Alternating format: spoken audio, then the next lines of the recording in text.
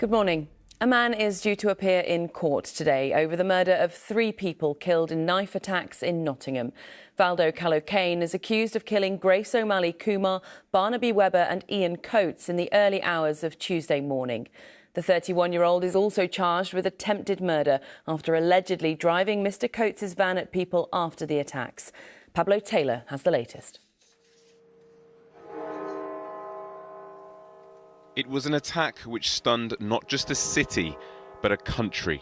3 innocent lives taken in a seemingly senseless act of violence. 19-year-old students Barnaby Webber and Grace O'Malley Kumar stabbed to death, along with school caretaker Ian Coates.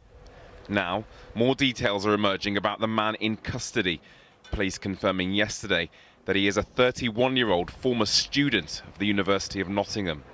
Valdo Callocane is charged with 3 counts of murder and 3 of attempted murder and is due to appear in court this morning.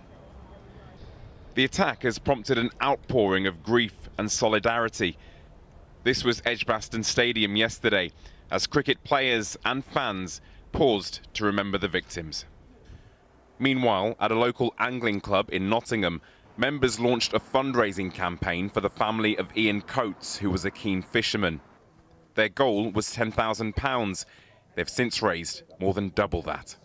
I just want to say thank you to everybody that has donated, because your generosity helps us grieve, because he was such a good guy.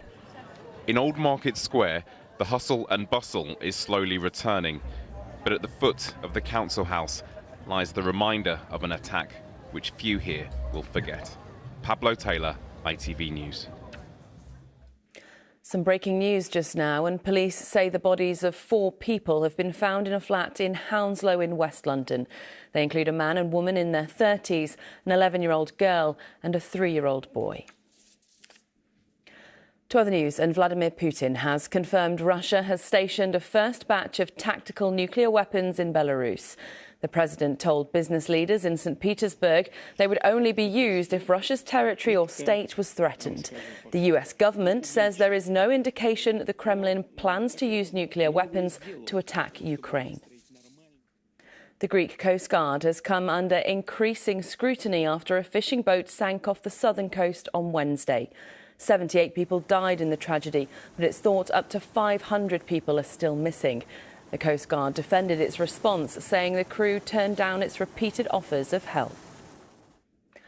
Here, annual mortgage payments could go up by nearly £3,000 next year. That's according to think tank the Resolution Foundation, which predicts the average 2-year fixed-rate deal could hit 6.25% later this year. The group says it will affect around 800,000 people expected to remortgage in 2024. The first new hosepipe bans for the summer will come into place at the end of next week for Kent and Sussex. Scorching weather has left parts of the region with little or no water this week, forcing schools to shut and residents to collect drinking water from bottled water stations. South East Water blamed record demand. Dame Anna Wintour has been awarded the highest honour in the King's first birthday honours list. The Vogue fashion editor joined the elite companions of honour alongside Booker Prize-winning author Sir Ian McEwan. Other well-known faces include television presenter Davina McCall, who was made an MBE, and former England footballer Ian Wright, who was made an OBE for services to football and charity. And as part of those birthday celebrations, 37 years after his mother last did it, King Charles is reviving an age-old tradition by riding on horseback for this morning's Trooping the Colour. The late Queen Elizabeth last rode her horse, Burmese, for the annual parade in 1986. After that, using a carriage. The King will receive a royal salute and inspect the troops.